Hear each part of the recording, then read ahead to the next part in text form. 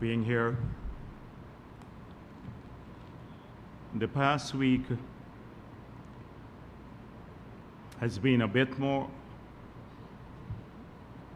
maybe more productive than many other weeks in terms of issues being discussed. So today I'm going to talk a bit about some of the government's initiatives first, and then I'll deal with what the opposition has been saying about various issues that are in the public domain. The primary discussion in the media and among Guyanese here and in the diaspora has been the issue of the cash grant that the president announced. And so today I want to clarify some of the issues that have been raised in the public domain about the cash grant. So first of all, who would be eligible? We made it clear that Guyanese over the age of 18 and older will be eligible. That those who are 18 years on the 1st of January of next year, 2025, they would qualify. So that's the cutoff date in terms of eligibility. Secondly, there is no residency requirement for the receipt of the cash grant. So that makes Guyanese living abroad who have an ID card or a passport also eligible for the cash grant. However, they have to collect the same in Guyana after going through a registration process.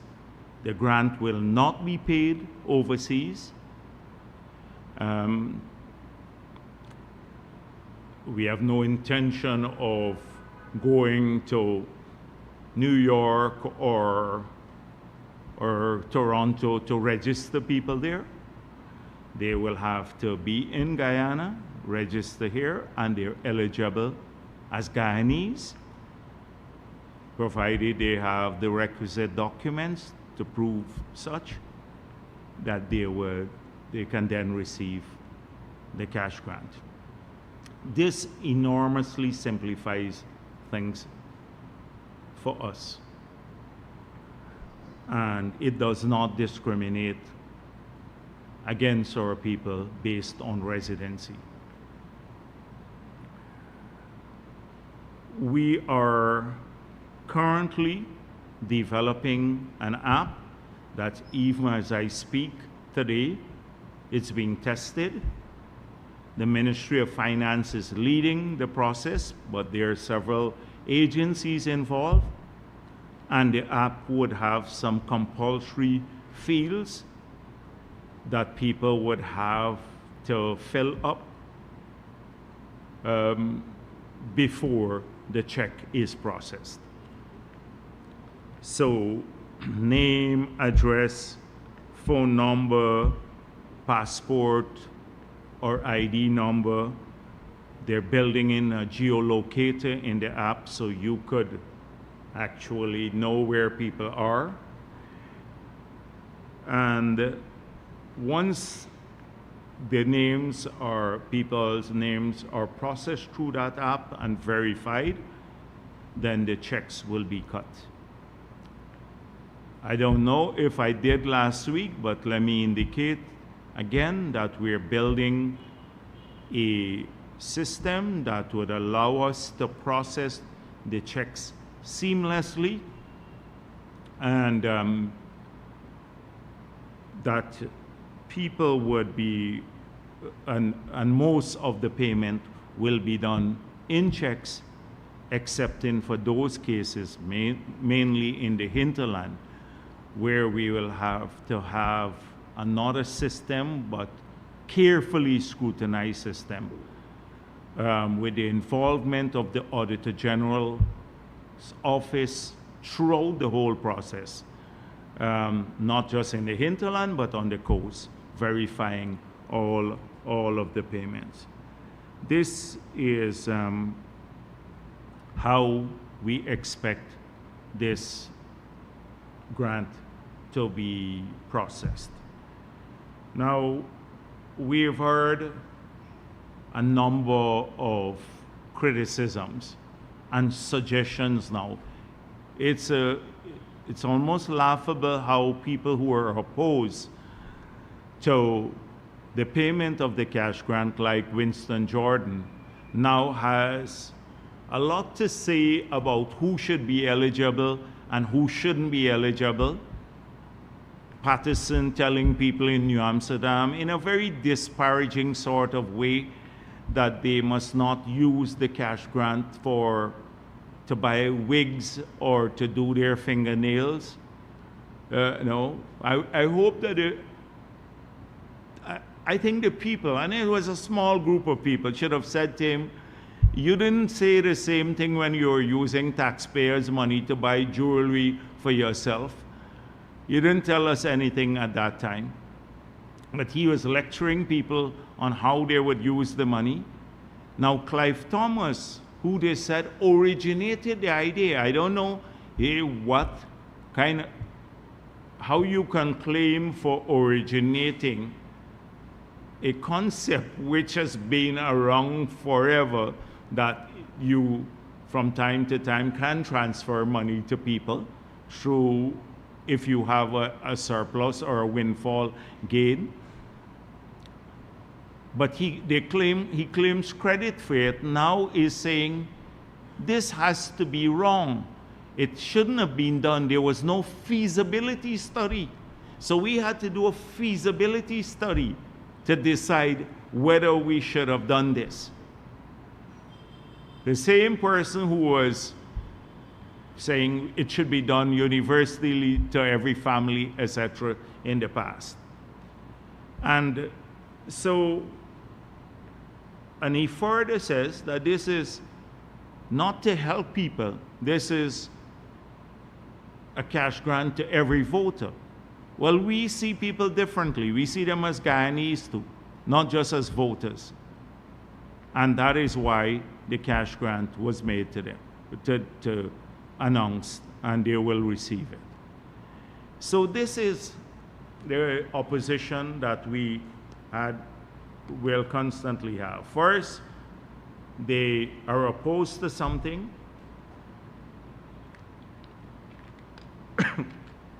Then they have an extravagant suggestion. Then when we do it, they claim credit for it, and then almost try to own it, then have all kinds of suggestions as to how it would be improved, but they were opposed to it. So this is a recurring pattern. We see it every day on every single initiative that we have done. The road to Linden, the Linden-Soesdijk Highway, it was their idea. Again, the bridge, 4-lane bridge in Linden across the river there was their idea. Everything was their idea. So nobody pays any attention to them anymore with these outlandish ideas. So I hope that it's quite clear now what will happen with the cash grant. We have made it clear that we need about 5 months to roll out the entire initiative. We're not going to rush to do it and then end up with a lot of corruption or it going to people who are not eligible. We will take enough time to build a robust system that it could be done in a manner that is open, transparent, and every eligible Guyanese will receive it. And that's what we are working on. And the entire activity will take over a 5-month period to be completed. Where would the funds come from? They asked this too. Of course, it's the Treasury, and it will be appropriated. I don't know how you would ask such a stupid question, but they keep asking this. So I hope that I've answered all the questions on eligibility, the process through which people will get it, the time frame, the source of funds. All of these issues are being dealt with in a technical manner, not by the politicians any longer. The president announced the initiative. It's an initiative of the government, a PPP civic government, but now the implementation of the initiative will be done mainly by technical people under the supervision or under the scrutiny of the audit office. That is how the cash grant will be rolled out in the country. Secondly, the NIS, the $10 billion set aside to deal with those who've been contributing for many, many years to the NIS, but did not get the 750 contributions necessary for them to qualify for an NIS pension. And some of those people were not to be blamed, because many times their employers never deducted or deducted and never transmitted their deductions to the NIS on their behalf. And they were not aware of this until they retired and then sought to collect their pension and then were told, you don't have the contributions. So there are thousands of Guyanese, tens of thousands of Guyanese who made those contributions in the past. A lot of them are elderly people, and they never got a single benefit from the NIS.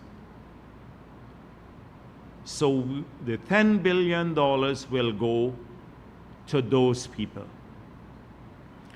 through a payment, a lump sum payment. Since they can't qualify for the pension, they will each get a lump sum payment so that hopefully it would offset their contributions that they have made over the many years to the country and to the NIS itself.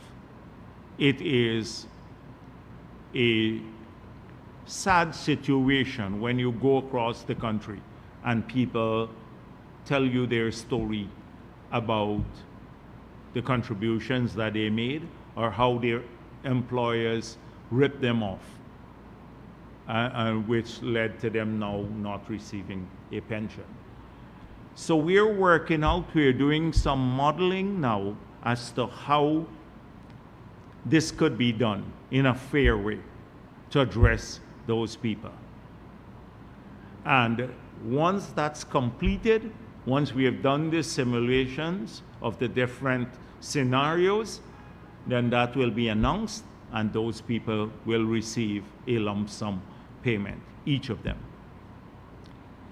Apart from that, we intend to make a big cash injection into the NIS itself, because for years the NIS has been paying out more benefits than it has been receiving in contributions.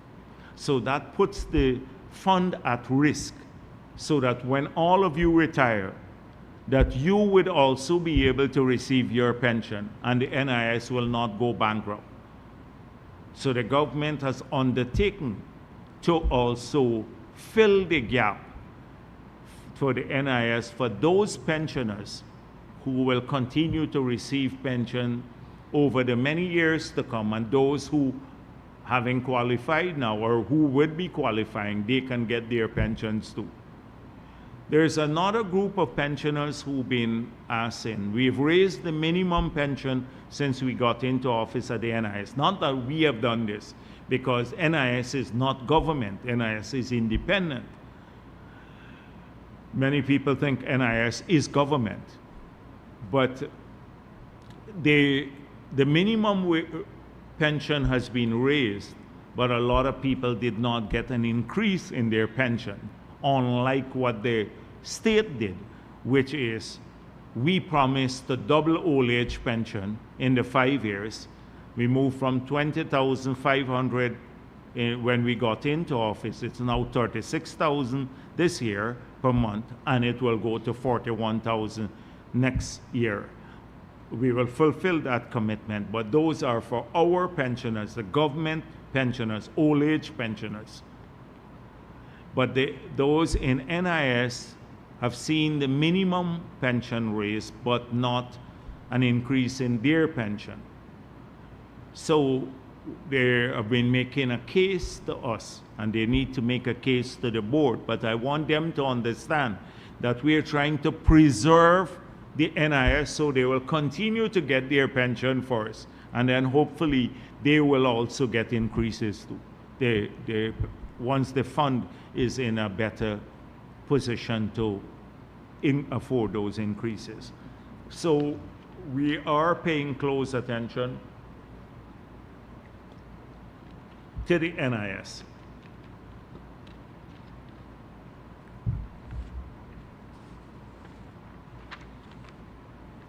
A number of people have asked me, because they saw the president again in his speech announce about the improvement in the zoo, and people had a lot to say about that, about my involvement there in the zoo project. They think I'm doing it for a specific purpose. And it's not a flattering one for some people that they have been suggesting who we should put in the zoo. That's not the objective. It's not. There is a bigger picture here behind this whole zoo and botanical garden restoration project. And so I hope that some people, there will be a public consultation tomorrow afternoon at 4:30, and I asked them to get some young kids from school and bring them along too, because it will be more discussion with focus groups as to how the final product would look.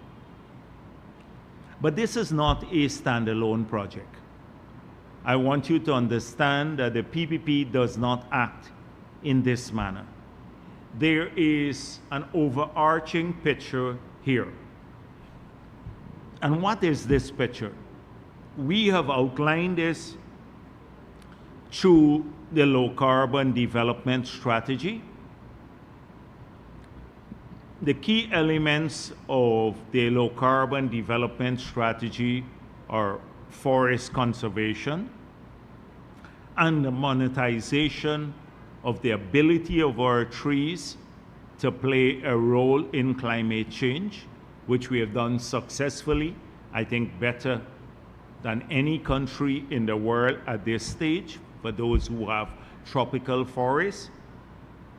Another element of the LCDS is biodiversity protection, and we're working here locally on improving the laws, expanding the amount of areas in the country to put under some form of protection for preservation of biodiversity, and we're working to expand through the global alliance that the president mentioned, our role internationally in getting more financial resources globally to flow to biodiversity protection. The world is losing biodiversity at a rapid pace. and we don't want that to happen here in Guyana. The third element of the LCDS is integrated water management, and we have spoken about this. So how do we look at water for various purposes in the country, which is for potable purposes, for industrial purposes, for navigation, for irrigation, conservation of the watersheds, etc. These are all important for the future. So integrated water management is the third element of that strategy. The fourth element is the energy transition from more polluting fuels to those that are less polluting. And hence the movement from bunker C and diesel to gas, which cuts your emission by maybe 45%. And then solar and hydro being added to the energy mix to ensure that we have an energy transition to more renewable forms of energy. That's the fifth element, I think, of the fourth element. The fifth one is the sustainable management of maritime resources, what we call the blue economy. So not just the marine or exclusive economic zone and the resources therein, like fisheries and the navigational channels through our exclusive economic zone, but also the subsurface rights of the exclusive economic zone or maritime borders. That's considered the blue economy. That's another element of it. And then adaptation for climate change. I have explained that at great length about the 60 new cokers, the 19 pumping stations with 39 pumps, the Hope-like canals in several regions, the water conservation programs, the 40 mobile pumps to better manage water from which we're vulnerable to, because both from flooding from the sea as well as from the backlands. So all of these elements are part of our low carbon development strategy. And trust me, there is a lot of work going on behind the scene to advance our agenda on all of these fronts. You don't see it every day, but we do a lot of work to advance the agenda here locally and internationally too. So these are just some elements of it. Then, allied to all of this is urban and coastal restoration of landscapes and beautification of landscapes. So right now, I have the Forestry Commission working on a project to bring initially 5,000 flowering trees from the hinterland, in the forest, to the coastal areas to be planted here. Over the next 5 years, we planned along the coastal area and going up all the way to the highway, the East Bank, to plant 50,000 flowering trees. It will transform the landscape of the coastal area, including Georgetown. This is leaving out the palms that we will buy from local suppliers, as well as some of the Ite palm that we plan to bring from the hinterland to plant along our highways, some of those. So this is a 50,000 flowering plants or trees along the coast, transforming the urban landscape here in Georgetown and throughout our entire coastal belt, upgrading it. If you look at what's happening, also the president is working with the King's Foundation, and they're working with us to upgrade the Georgetown itself. Cycling lanes, walking lanes in the city, covering some of the the open canals so we can improve the aesthetics of the city, the cleanliness of the city, and also more recreational areas in the city. We're doing hundreds of community grounds in the hinterland and here along the coast. In Georgetown, all 34 community grounds in the different communities across from Agricola to Cummins Lodge are being done, but this is happening in Berbice, in Region 2, all the regions. But I'm just giving you some examples that will be upgraded. These are spaces in the evening where people, with lights, where people can have better recreational facilities. The aim is along the East Coast, all of those roads that you see leading, the canals, going out to the seawall, where they're overgrown with bush and stuff, to put in lights and maybe walkways, so on the villages, on the East Coast, different parts of the country, people can have recreational facility in their villages that they can go out with their family, etc. So it's part of that. There is that plan for urban, coastal renewal, beautification, 50,000 flowering plants over the next 5 years to improve vegetation. And then the zoo and the botanical garden.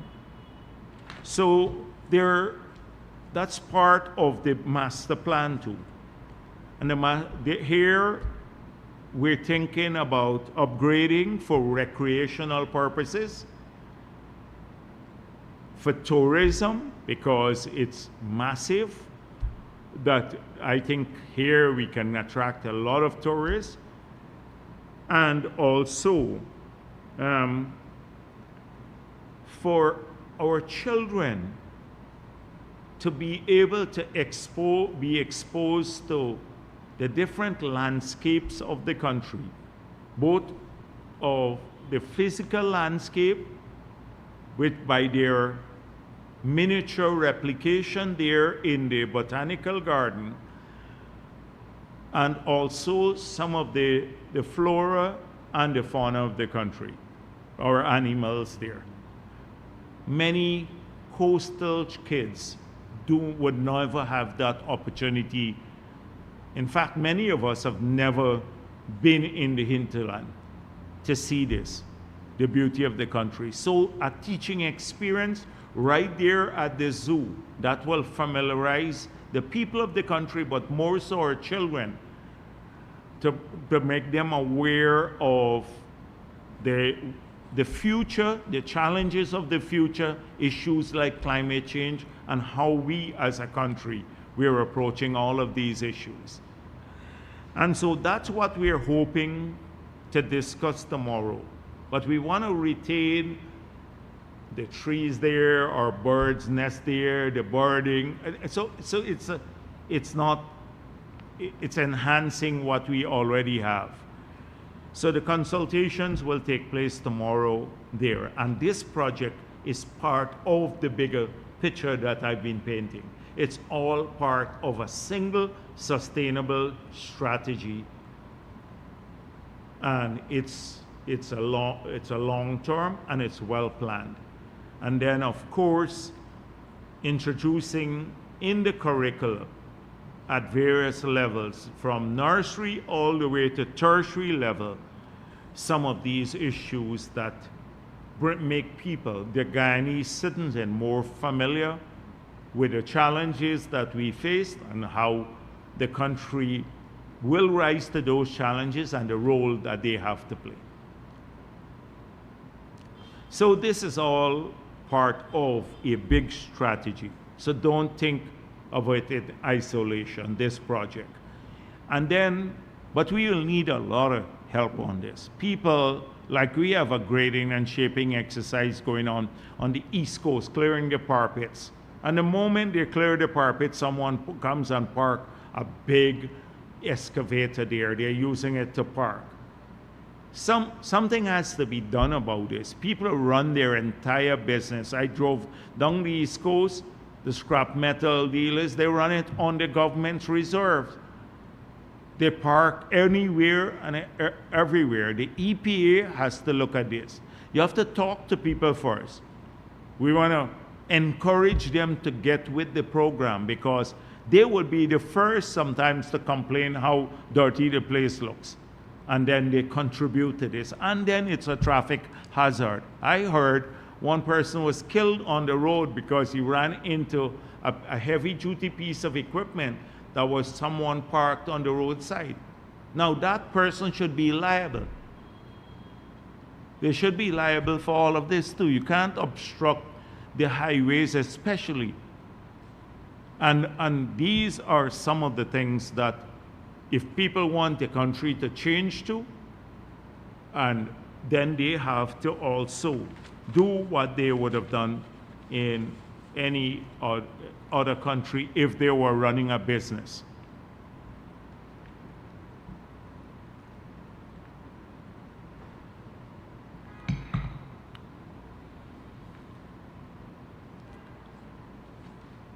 I just thought that sometimes my programs are a bit here. It's a little focused too much on what the opposition says, and we don't get our message out enough, all that we've been doing, so that the people of this country would really understand the enormous work being done in every area. And so I explained a bit about, but in a very patchy way, about what we are doing, say, in the health sector to upgrade healthcare to a world-class level, and some other sectors. So I'm hoping that the ministers would do this in greater detail. And if you look at it, so I just asked on water and sanitation, how are we doing as a PPP government? And I just want to show you a few tables so you understand what's happening in every sector, but particularly in this sector today. So if you look at this table here, because this tells you a picture, this paints a picture of neglect, and also tells you, it also indicates hope for the future. So neglect, this set of graph here, this bar chart. And it tells you a lot about the track record of APNU and what the PPP has done. And I'm just taking this sector, because if you look at GPL or the power sector, you will see a similar picture, and you will know how hard it has been since we assumed office. So this here is capital allocations to GWI. First of all, these are the 6 years under APNU, from 2015, 2016, 2017, 2018, 2019, and part of 2020. The total investment in water in this country in that period was $10.8 billion in 6 years. 6 years. In 2024, it's $21 billion. So in 1 year, we are investing in GWI twice as much as APNU invested in GWI for the 6 years they've been in office. In a single year, in 2024, we're investing in GWI that much. That's the overall capital investment. See this chart here.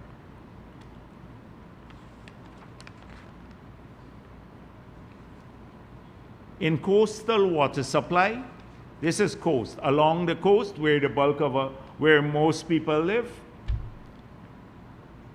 In the 6 years, they invested $2.1 billion. This year alone, it's $14 billion. So it's about 7 times more. In this year alone, that we're investing than the entire 6 years of APNU. In a single year on the coast in water supply, we're investing 7 times more than APNU invested in 6 years in water. The same pattern for hinterland water. Same pattern holds. You see the graph here. And then urban sewage and water too, it's the same thing. They invested $1 billion in the 6 years in urban sewage and water. This year alone, it's $1.5 billion.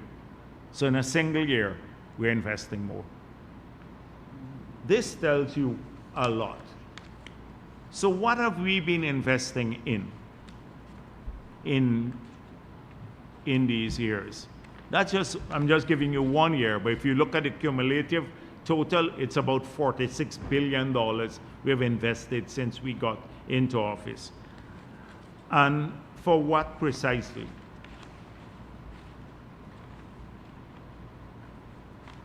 It is constructing 14 new water treatment plants. 12 have been awarded already, and 7 will be completed by the end of 2024, and another 5 for in 2025. This will benefit 181,000 people who will now have treated water in Guyana through 12 new treatment plants that are already awarded and right across the country. I'm not going to give you the locations because I'll ask them to make this public. 2 surface water treatment plants will soon be awarded for the Hope Canal and one at the Lama Canal on the East Bank. So that we will now, like how we are treating surface water in Georgetown, we can then treat the surface water there, so we don't have to do wells, which would be more abundant to supply the massive new housing schemes that are being built on the East Coast as well as the East Bank. Apart from these 14 new water treatment plants that will benefit 181,000 people, we are rehabilitating and upgrading 12 of the 28 existing plants to extend treated water coverage to an additional 40,000 people. So we have 28 water treatment plants. We are now upgrading 12 of them to expand the amount of treated water that could to serve people. And that's another 40,000 beneficiaries. We've already procured and about to install 15 small iron removal plants for villages along the coast. And 55,000 people will benefit from this, so that they'll remove the brown, the iron from the water that a lot of people complain about. We are now upgrading about 200 kilometers of transmission main for water along the whole coastal belt. And that would benefit almost all the people who live along the coast. And we're spending about $2.1 billion on hinterland, this year alone, on hinterland water improvement. This is what our plan is. Many people don't even know this. You don't hear about this often. You don't see the differentiation between the two governments. I just given you what their priority was.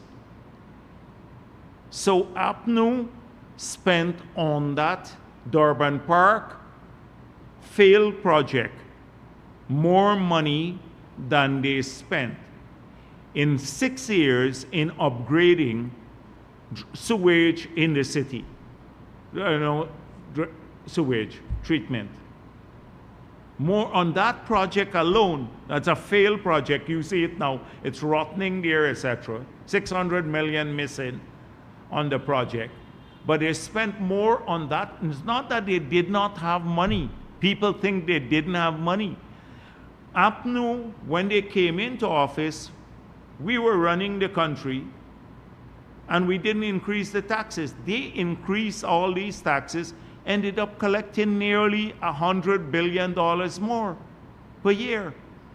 We were running the country without all the increased VAT on electricity and water and data and the 200 new taxes they put in place. We're in 2015 when they took office. So they had money. They like to say, oh, it's oil money. It's just that we have oil money. It's not so. Only 30% of the budget is funded from oil money now. But it was their priority. So they spent $1.6 billion to do that and could only spend in the whole of Georgetown $1 billion in 6 years on sewage treatment for the city. And you can look at it for the other areas too. Priorities were different. So this just gives you a little idea of what we have found in every case. If you go to investment in electricity, you will see the same picture. So now you lament, oh, we don't have enough power to supply growing demand, but you killed the hydro, you didn't make any investment in 5 years. How do you expect us? We now have to patch together enough power to keep the country going until we work and bring in the big project that you're opposed to, but you don't have an alternative to it. You will find the same sort of picture in healthcare, in education. I told you that our health budget went up to about from 50 or 40 something billion dollars to 129 billion now this year, from 2020 to now. Our education budget went up from 53 billion to 135 billion dollars. In every single area, we start building schools. Listen to the president's speech, you will hear how many schools are being built and how many schools we have rehabilitated, etc. In every single sector, you will see a stark difference between APNU period, the 6 years, and a single year under the, always talking about in a single year under the PPP government. You'd see the difference. It replicates itself all day long, even on the green economy. What did they do on a green economy? They didn't earn anything. Going to Bartica, planting some trees, flying into Mabaruma to plant 5 trees, painting buildings green, nothing. Nothing on the green agenda. Nothing on power. Nothing on anything on water, no water treatment plants. That is the difference. So people, and now their big thing is they have a plan for everything. On housing, and I'm going to let GWI release all these figures so you will be able to point out exactly where the water treatment plants are going, where the small plants to remove the iron are going, the number of beneficiaries, all of these things. You'll be able to get the details of this later. The same thing, let me talk a bit about housing, because it's the same picture with housing. Exactly the same picture with housing. From practically zero in housing that they did before the no confidence motion. Then they spent a couple $100 million and maybe $1 billion after the no confidence motion, hurriedly gave out a couple of allocations. People didn't even see the infrastructure going in. That's all they did, nothing practically. This year, so far, we we have allocated, or we have spent or allocated up to in 2024, $230 billion for housing development. $230 billion. This year's budget, guess how much of all of the oil money we got in the first year? It wasn't even half of this sum. And it's only 3 years we get bringing oil money into the budget. This year we got 300 billion, and this is the highest year, 300 billion. But the combined oil money in the budget for the last 3 years is less than 700 million, just above 600 million. 1/3 of it is only going to housing development. 1/3. As I pointed out, this costs us about $5 million to develop a plot of land, to grade down those fields and that were cane lands and other lands, and to put in, fill them up, excavate, fill them up, build roads out of canals, and all of that takes a lot of money, put in electricity and water. It's a lot of work.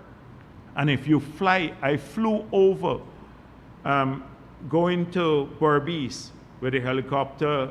I was flying over the East Coast, and it's impressive. You can't see it from the ground. You can't get a true picture of the vast amounts of work being done in East Bank and East Coast and other parts of the country, in Region 3 especially, because these are where the bulk of the demand are in. You can't get a picture.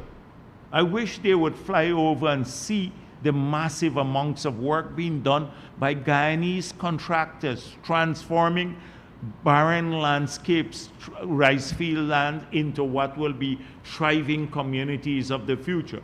And people have their allocation now, and the infrastructure is being put in, and soon they will start being able to go to those places. If they only see that from above, and maybe some people should do small videos of this, then you will see the impressive amount of work being done by this government since it took office, in spite of COVID the first 2 years. How they changed the landscapes that have been taking place in these areas. It's unbelievable. They wouldn't have even come out of the planning stage by now in 4 years, as they did nothing. They only were giving lands to a few of their connected people. So $230 billion allocated. The 2025, we plan another $52 billion. So that will take us to $283 billion in the 5 years. And that will be around to do the 50,000 house lots that we plan to, we said we wanted to do in this term.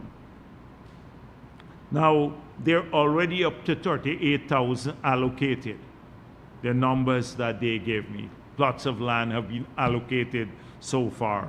And if you look at the regions, they have not done much in Region 1, but Region 1 now, they're building some homes in the Matakai area, and also Mabaruma now is slated for next year, because, so Region 1 will have major things here. Region 2, 755, 812 in Region 3, 23,263 in Region 4, 1,000 in Region 5, 1,800 in Region 6, 134 in 7, but they're expanding next year again.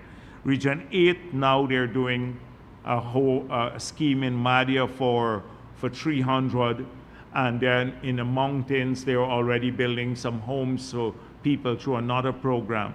Region 9, 675, Region 10, 510, and we're doing now another 1,000, nearly 1,000 house lots in the new areas that we had to buy land from a private individual to start the new housing program that the president promised. So right across the country, this takes us to the 30-something thousand that have been allocated. Thousands of small houses have been built through various programs already, and we have hundreds more under construction now, and that will be an ongoing feature through the core home. They told me they've already awarded 1,343 persons have gotten vouchers for steel and cement for their small home. That's over $300 million have been given to small people to assist them with steel and cement for small homes to offset some increase in steel prices and sand prices and those things to help people at the bottom. So it is a success story. Can't be replicated by APNU in their wildest imagination. Wildest imagination. They're promising now to do rent subsidy if they were to get back in office, rent subsidy. We made it clear that every Guyanese, we want to see every Guyanese own their own home, and we'd work towards this. Through state support, as you see already, the state is spending $5 million per house lot to develop it, and people are paying substantially less for that because it's a transfer of wealth. That story needs to be told. And people need to, all of these naysayers and gripers all the time in the papers, etc., they need to go and see the scale, not just in the water sector, the scale of what we're doing, but housing, everything. And in the electricity sector, the scale of what we're doing at Wales there to change it. We're tackling large-scale tasks to transform the country. Look at the highways, the scale of what we're doing. Over time, I will give you little bits of information more, because I'm hoping that people would read up about these things and don't get sucked into the negative vibes. I see their numbers, we hold a press conference and 5 persons watching and stuff like that. So it gives me great, hope in this country that we don't have a lot of lunatics, because people, that we don't have. Some other countries have outnumber us significantly with the numbers of lunatics. We, in this country, we have very few of them because they just don't watch the nonsense there anymore. Their track record. Let me come on to the more political stuff now, since I'm dealing with some government stuff there.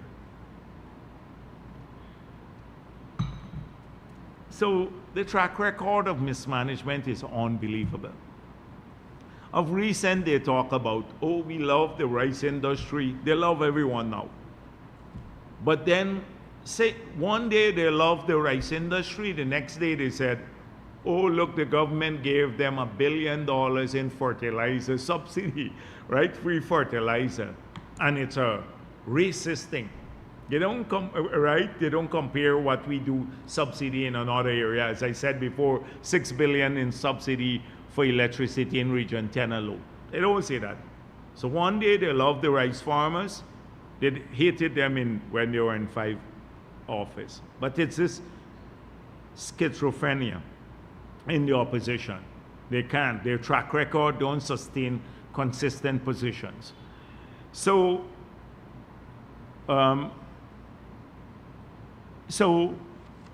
yeah, the rice. They cut the farm-to-market budget, the farm-to-market roads budget.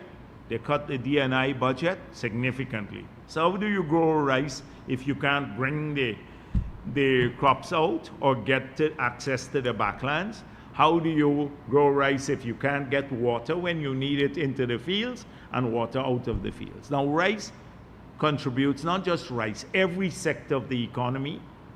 We want to expand, especially so when the oil goes, we can still have multiple other sectors of the economy, manufacturing, hospitality, etc. And having said, talk about hospitality, let me digress. I went with the president to see, I just went across to the Aden Hotel. It's a fantastic product. And I hope that people will go and visit and to see. This is Guyanese's own hotel, an international brand that they brought to Guyana.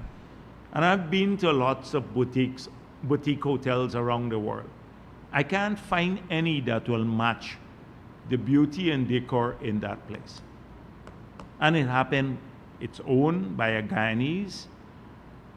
And I'm so proud of the people there that they made their investment, etc. As I said before, when I go to different places, I mentioned Starbucks and see these Guyanese working there, or Marriott.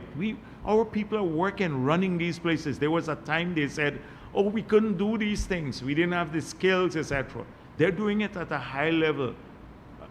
Hard Rock, all of these. Their crew is entirely Guyanese, from managers to everyone there. And they're running these places in an excellent fashion. I'm so proud of the product, and there will be many others of a similar nature. Many others. But coming back to rice, since I digressed on hospitality, because that's going to be a big industry by itself too. The APNU, this is their track record. They lost the lucrative Venezuelan market as soon as they got into office, lost it completely. We had a quota there to Venezuelan market that was giving us nearly twice the world market price, the rate of the export of our rice. They lost that. And then we had signed a contract with Panama since 2014. By 2018, they also screwed that up. They screwed that up too. And it's through the effort of this government and President Ali and that we managed to get a payment that they couldn't get in their period. We had to go threaten arbitration, go to arbitration, do all sorts of things that you saw recently. The Minister of Agriculture, this is the story. 1.5 billion to 19 local rice millers. They received their money from 2018. We're in 2024, 6 years later. 6 of those rice millers were forced to close and lay off people. That's their track record. Just incompetence, pure incompetence in every single sector. They damage the sugar industry. Ask the gold miners, by increasing taxes and on machinery and equipment, they had trouble there too. The output for the in the forestry sector fell by 50% production. People in the Kwakwani, Aichuni corridor, Linden corridor lost hundreds of jobs when Baishanlen was closed. This is the track record of APNU. It's just an indication now. This week this happened, and I just wanted people need to look at this, but there's a story behind this. And the story is not just about not receiving payment, it's about APNU's incompetence. Is story every day, if we look carefully, we can be reminded of their total incompetence in the 5 years that they ran this country. This is replicated 1,000-fold in every sector. In every sector. I can point this out to you. So the next one is track record again. APNU has this way in selling things out. So on the East Coast, when we got into office, the NDCs that were controlled by APNU were selling out all of the lands along the canals. If you go to Monrepo now, there you'd see a big Chinese building there on one of the reserves between 2 canals. They sold that land out to a businessman. We had to go to court now, and we're waiting a ruling on that. There's a Chinese facility just by Monrepo there. That NDC sold it out. Remember the Plaisance NDC was selling out land at the back to a number of people. We had to stop that too. We had New Amsterdam, if you talk to them, they sold out a lot of the lands there. Here in Georgetown, this city council was selling out land to people, to private individuals.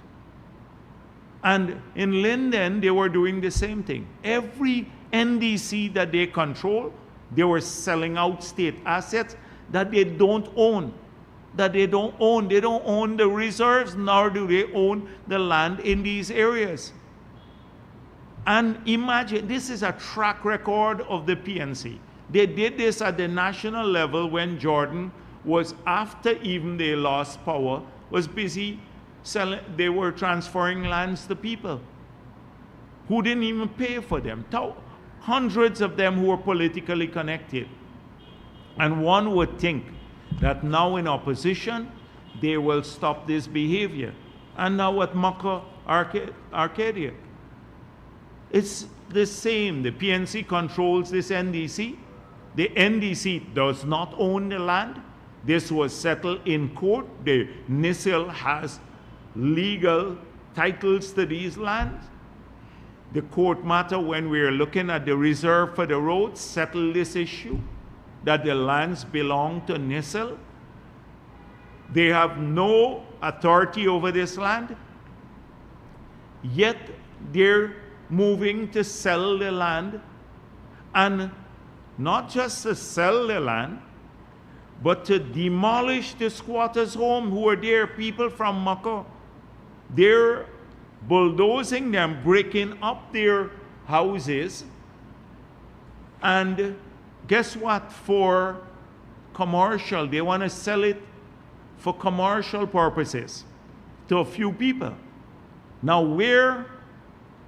when we had to remove a couple of squatters who were in the pathway of the road, on the reserve and in the pathway, it was a big issue of discrimination. Globally, they raise it everywhere.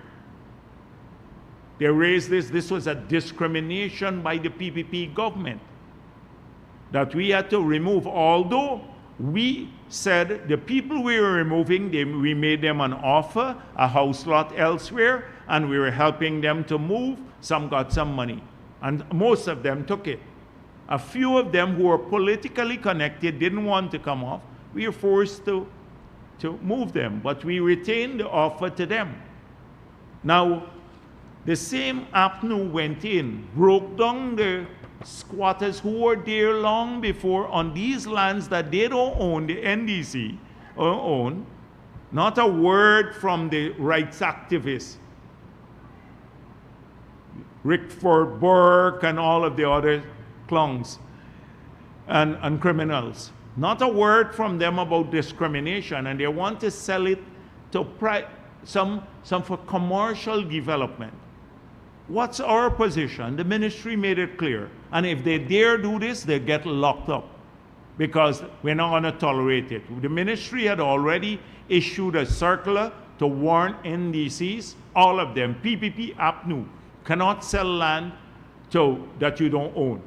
Twice we've issued that circular since we got into office to all the NDCs and the municipalities.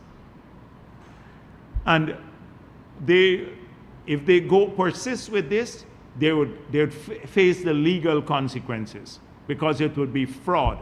They already were committing fraud before this NDC was committing fraud before. They were selling lands out there even when APNU was in office. Now they think they can persist. But the ministry made it clear. The ministry said, we're in the process of getting some of these lands transferred from NISIL to housing. That we did an occupational survey. We know all the people who were squatting there in the different fields before, so we're not going to tolerate new squatters. But those who are there, we believe they have a legitimate right to a plot of land. When we regularize, they will get a plot of land. That is how we treat with the people who are squatting there. They will get a plot of land. The ministry said that. But we're not going to tolerate this. But where are these rights activists now? When the PNC, APNU broke down the squatters' buildings on land that is state land that they're trying to sell now. The PNC, APNU is trying to sell the land. And by the way, did anyone follow up with what's happening with the MICWAC? That PNC owes the City Council $6.4 billion. They got a notice to pay this money. Why they're not paying? What the city council is ducking it under the carpet. I don't see any media house going after it. Trust me, if the People's Progressive Party had owned up $10 to the city council, they'll be hounding us every single day. They'll be calling and say, why are you not paying the city council? $6.4 billion, nearly 2-3 years of their budget. And nothing is being done. This is what happened.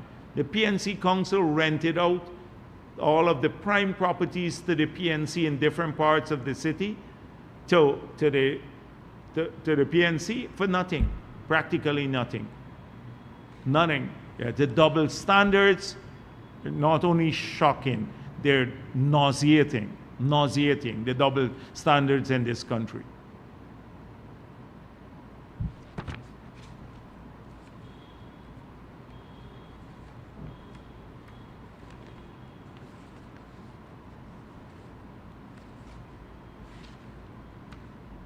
So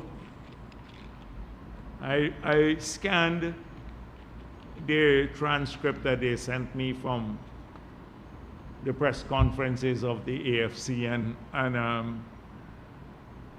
APNU. But trust me, you're not missing much. It's the same old stuff again. It's a bizarre thing to say the same thing over and over again. That makes no sense. So they've gone back to, they have a plan for everything. We established here that they had no plan for anything. We established that again. So first of all, APNU now got a plan for everything. And the AFC repeated Nigel Lewis. He calls on everybody to create a long-term plan. That we need a long-term plan. You create your own long-term plan, let the country see it. We already have a long-term plan. So he has no plan too. He's calling for a creation of a plan. And these are parties that have been in government, that argued in 2015, they knew how to fix everything. Remember, they had a plan for the police force too, to bring in the horses and dogs to fight crime. So they had a plan for everything under the sun. So they have a plan again. So their plan is now, it's bizarre. Free electricity, free water, free rent, free mortgage, free cooking gas, free travel. They're going to give you everything free. That's their plan. Nothing, not thinking anything out, just saying nonsense. Pure nonsense. Anybody, the United States of America, the biggest economy in the world, don't do this. They got everything free. You don't have to practically work in this country. So that is it. Is the stupidest, most bizarre thing I've ever seen. I'm worried about their mental stability to even suggest something like this. It is, I've never seen anything like this. And they do it with a straight face. Look, the people who had the disaster in North Carolina with a massive hurricane that devastated the area. The U.S. federal government offered them $750, I think, U.S. dollars. That's what they offered to the people there. And these will pay everything. You don't have to pay for anything in the sun. They'll pay for everything. So that's their plan. Then Norton says he was trying to be profound on imported inflation and local inflation. Well, I don't think he sounds very convincing. But the man said there is no imported inflation in celery, pak choy, plantain, and pointer broom. So I'm thinking, what is this? And then he said, you have to have a supply response. Well, that's good, a supply response. But it's the same thing like the pepper sauce and breadfruit chip and plantain chip strategy that Granger announced for our people. We live in a different age. Our young people want high-tech jobs. They want to grow the same thing but differently. They want a whole range of stuff. And you, on one hand, you're cussing the farmers every day, and you want them to plant more of this stuff. This guy clearly lives in an era from the 70s when you had price controls and we had nothing in the stores. And they go around locking up people for, no, so a farmer move his plantain from $100 a pound to $105, they would lock him up. He just not produce the plantain anymore. Not dated and shallow. I can't even respond to this sort of discussion on inflation, like a serious discussion on inflation. So I'm not going to waste my time too much on these issues of their press conferences. Nothing much comes out of it. It's a repetition of all the old things. They have a plan, they know what to do, they were clean, etc.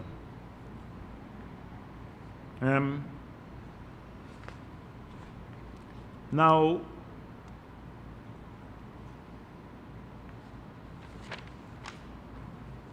let me deal with a few other things here. So a lot of these are from the Kaichor News. My dear friend Glenn Lal, the new political leader for his political paper. All week long, he's been cussing me about I'm anti-free press. Now, let me repeat again what I said before. This gentleman, he announced that he is going to run for the presidency. And this is a free country, and it is his right as a citizen of the country to do so.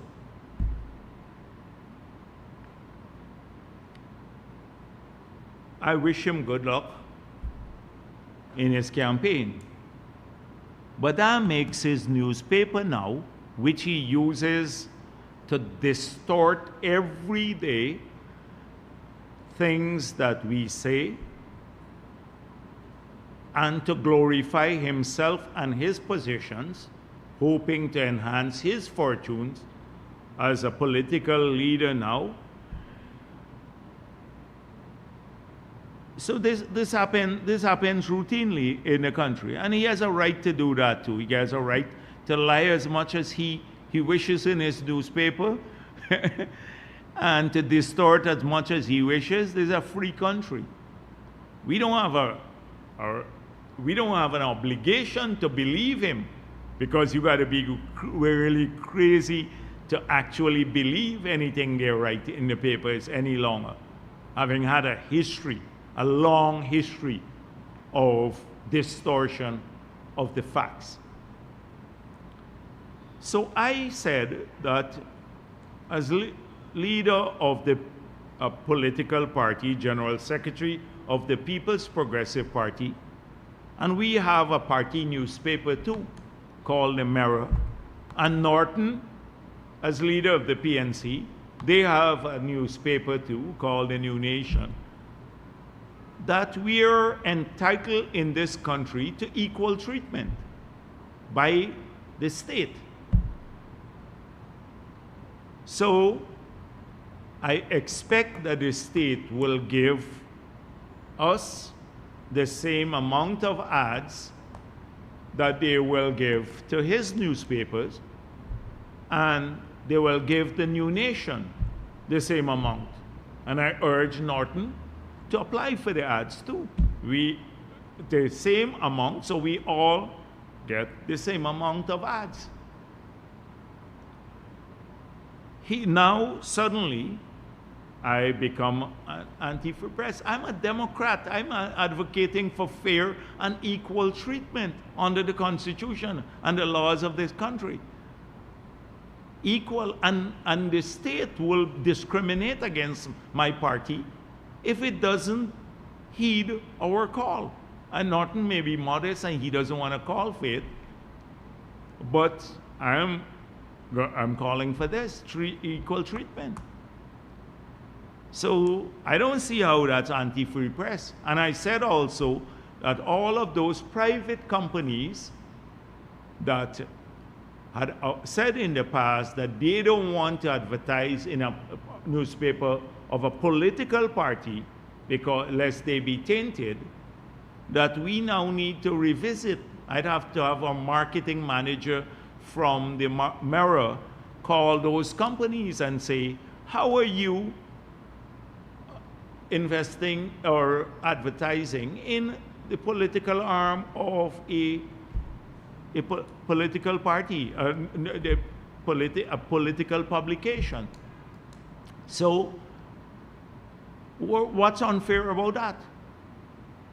What's unfair about that? All week he's been cussing me. Well, cussing me is not a new thing, by the way, in Kaichur News, but that's just I had some enhanced cussing this week because of that. I am a Democrat. I'm advocating for fairness under the Constitution of this country. Glenn Lal wants the government to violate the Constitution and treat him preferentially. That must not happen. The government must not treat him preferentially. So the next one is a long list of it. I think this is targeting my press conference, basically. So they have a roundabout way of getting to this weekly press conference. They hate it with a passion in the Kaichur News. So for Ali's presidency to survive, Jagdeo must go. That's one of the headlines this week.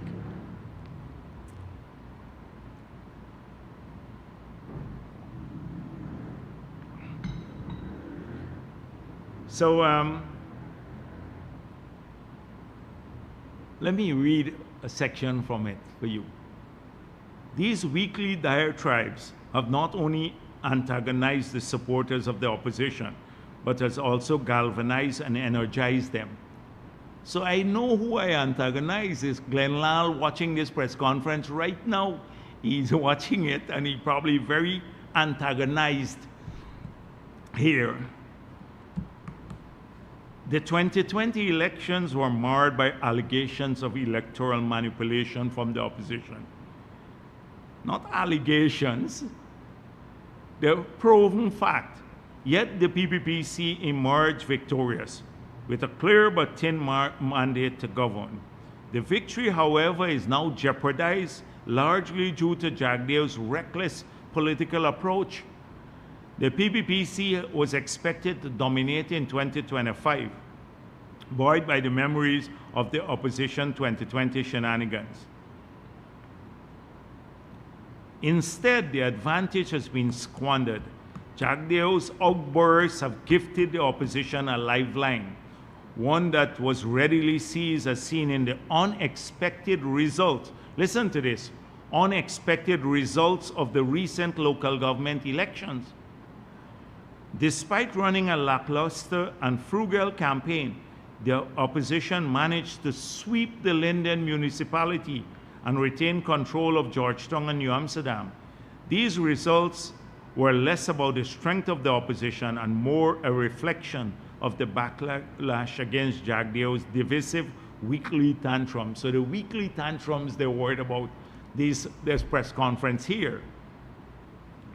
Now, they're making a point here about the opposition momentum. And my press conference has energized the opposition. So they swept the Linden municipality and retained Georgetown and New Amsterdam. The last time I checked, we won 67 of the 80 local government bodies that were contested at the elections. The last time I checked, Letem, that was under their control, they didn't even contest there. We won Letem.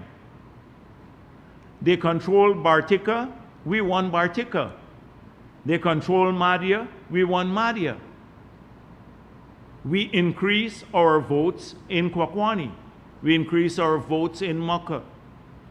In Linden, the same Linden, we increased our votes by 2,500 persons. In New Amsterdam, we moved from 2 seats to 14 seats, to 12 seats by APNU, had 12, and we had 2,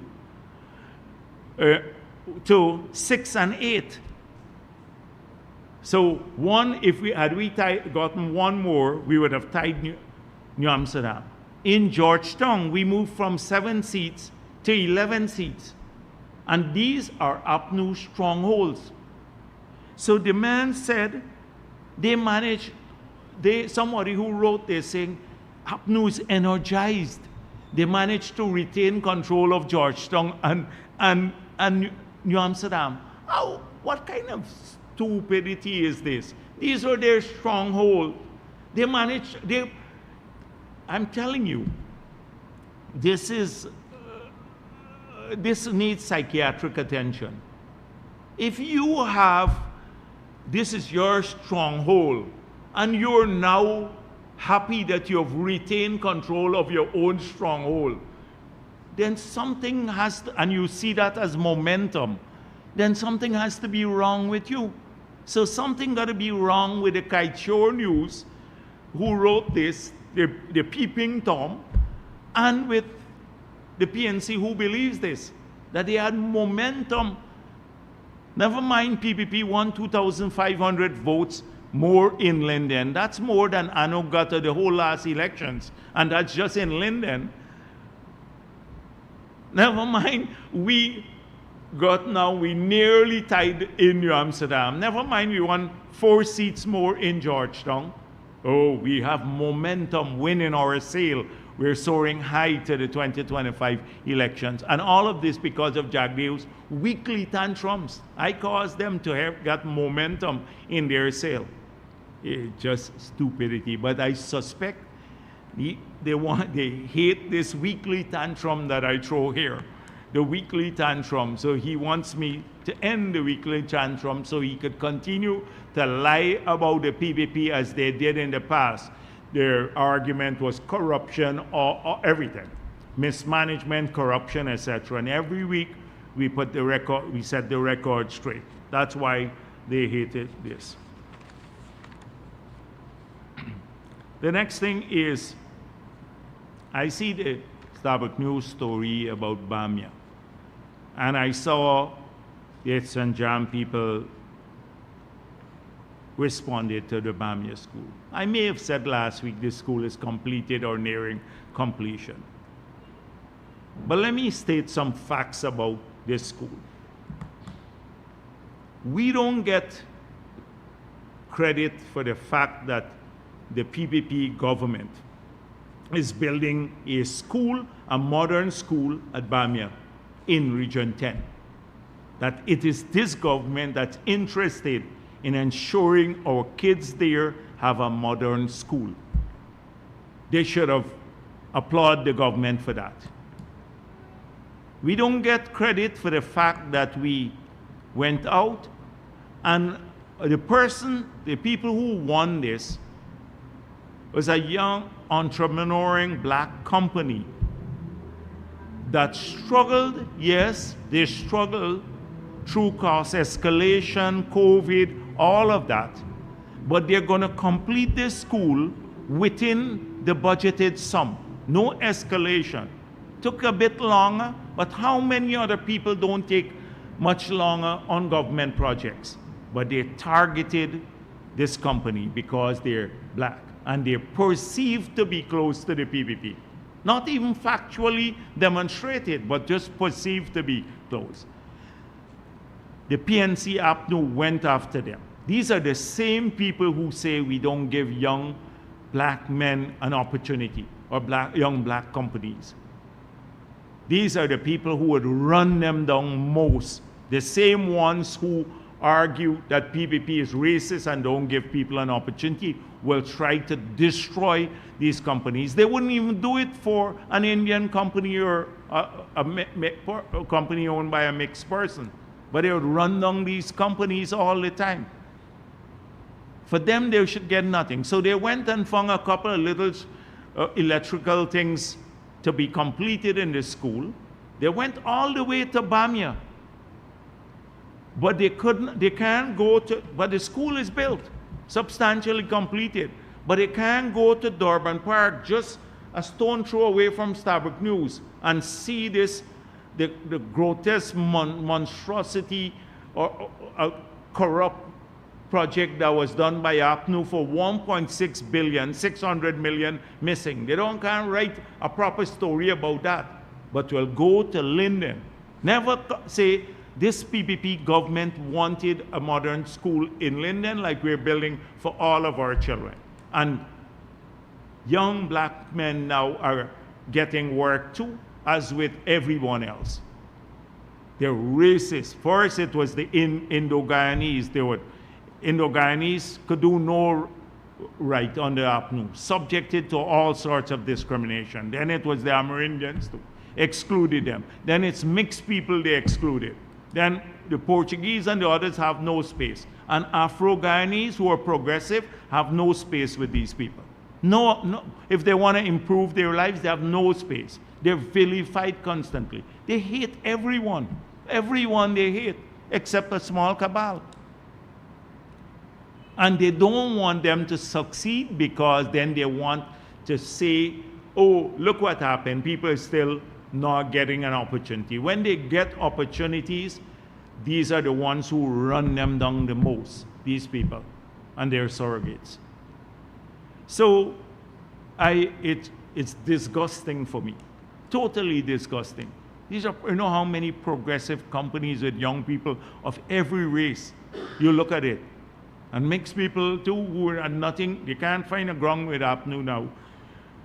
Two, every race getting work. And I'm proud that so many black-owned companies now are now blossoming under the PPP. You just look at the imagery. Never happened under APNU. They didn't have a color. Whoever could have paid them walk with a bag of money over to the office of president or to Ministry of Public Works. The color of the person didn't matter. It was the color of what they had in the bag. That's what mattered to APNU.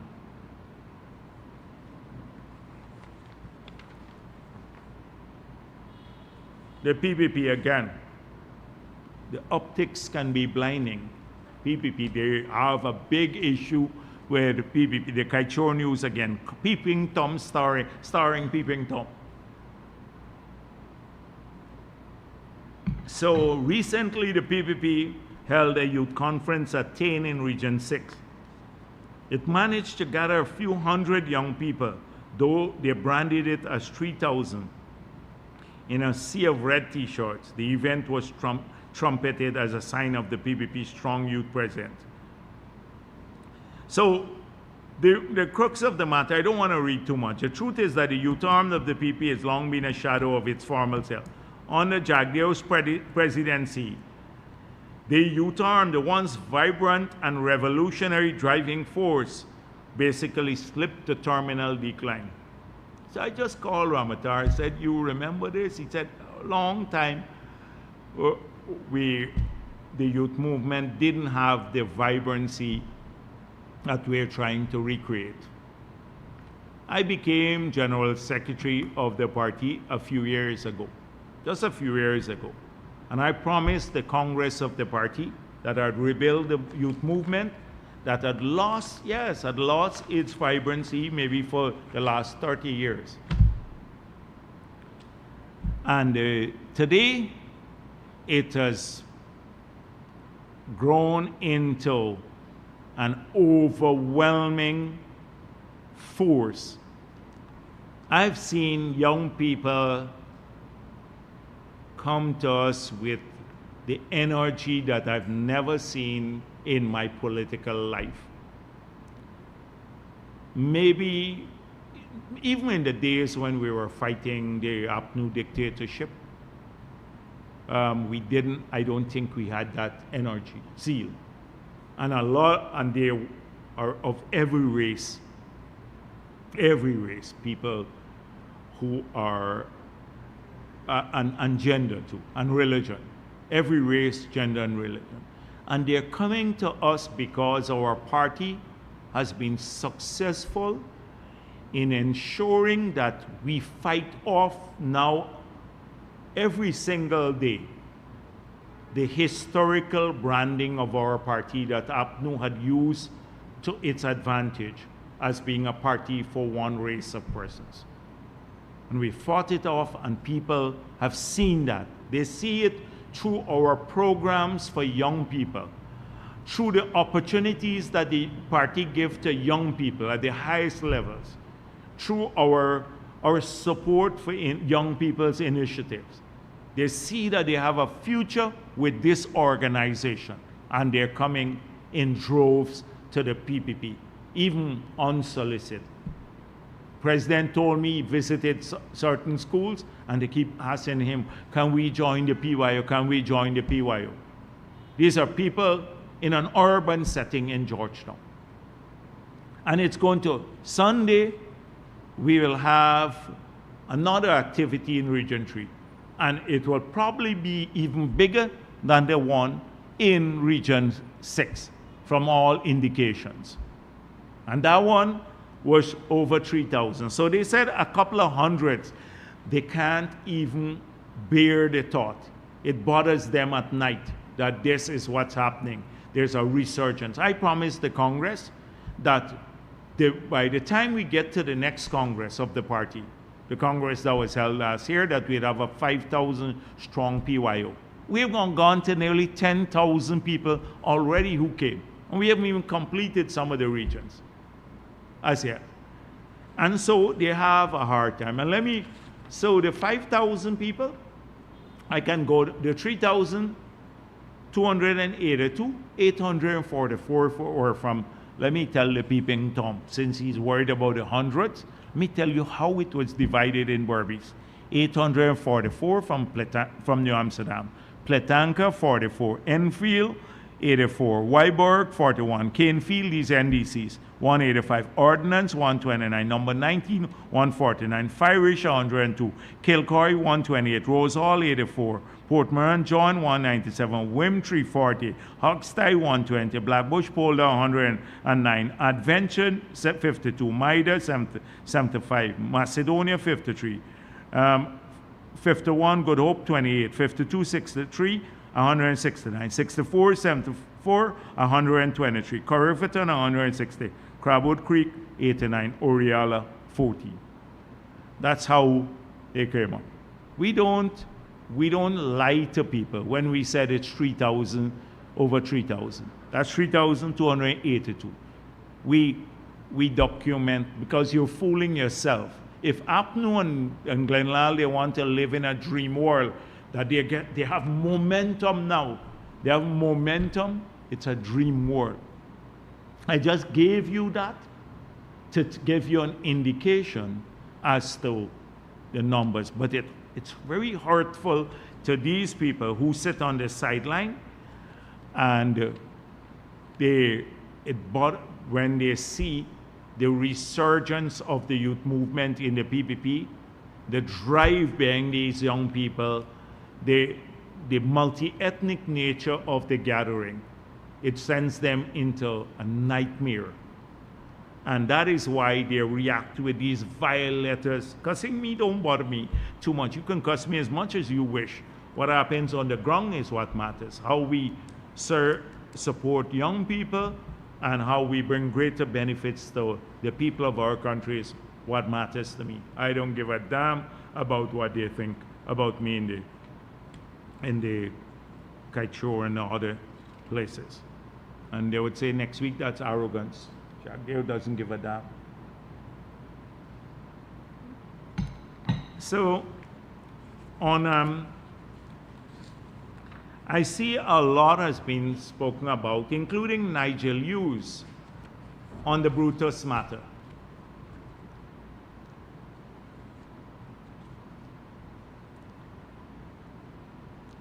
So this is what he had to say, Nigel Hughes.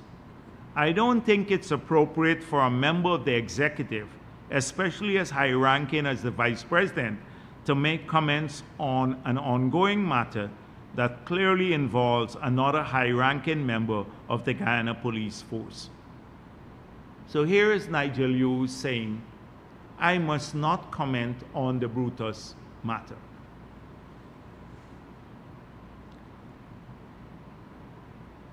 This is a statement by Camarade Ramjatan.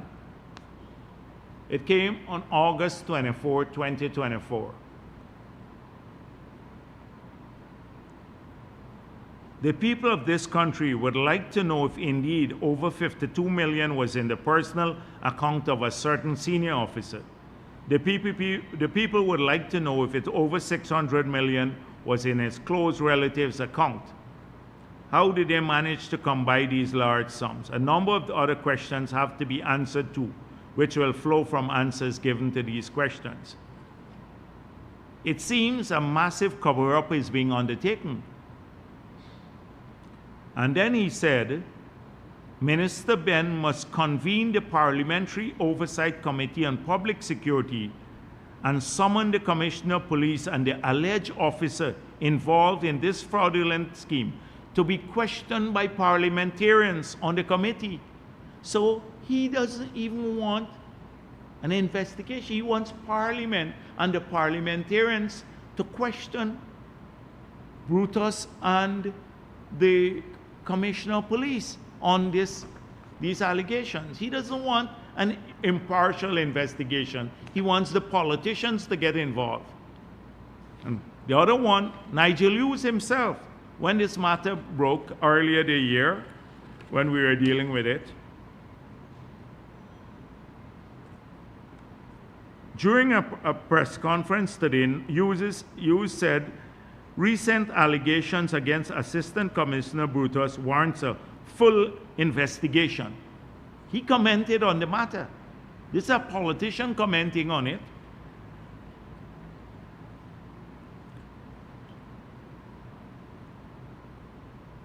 He said even more worrisome than the allegations was the attempt by the acting Commissioner of Police to deflect attention from the issue by saying it was untrue.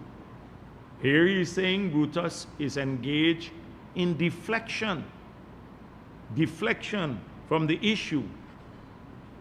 He then goes on to say that the PPP will cover up this matter.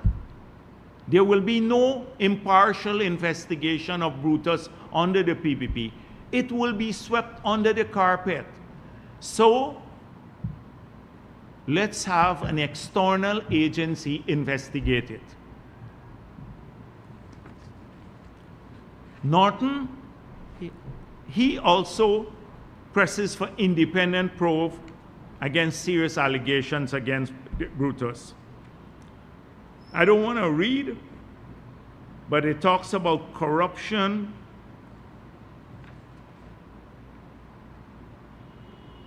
in which normal country a policeman's salary is not $1 million a month. We'll tell you about the assets he has. So he even went into details about what Brutus has and doesn't have. Can you imagine these were the people who were saying, this man is close to the PPP. We have to have an external agency investigate him. SOCU is susceptible to political pressure. The political pressure will come on him and on SOCU, and SOCU will not be able to conduct an independent investigation. Therefore, nothing will come out of the matter. Now that SOCU has conducted an independent investigation, has recommended over 240 charges, Now that the DPP has an independent institution in Guyana has recommended that over 240 charges be laid against Brutus. Suddenly, they're saying that I must not comment on the matter. Now, what I commented on at the beginning was not the details of any matter. What I said at the beginning was there shall be no political cover-up. There shall be no political cover-up. And the chips would fall where they may. I said there shall be no political cover-up. We have proven that to be true. There was no political interference or cover-up of the matter. But they, APNU and the others, cannot believe that you could have a government that will do an impartial investigation, because when they had the allegations against senior officers, you remember what happened. None of those matters. There were several allegations against three senior officers under APNU, and none of them surfaced in charges. Nobody was charged. They had some sham investigations and covered up the matters. So they can't believe that what we did would happen. But suddenly now, they don't want me to speak. They're taking Brutus's side. So at the beginning when I spoke, I said no cover-up. Last week, when I spoke about the matter, I said that he has filed a constitutional motion against the government, and we will respond in our affidavit to the motion before the court. Now, he has a right to approach the court as any citizen, but we have a right to defend ourselves too.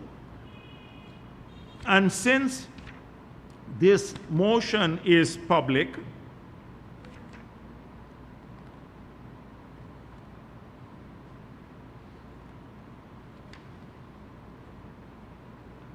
he said,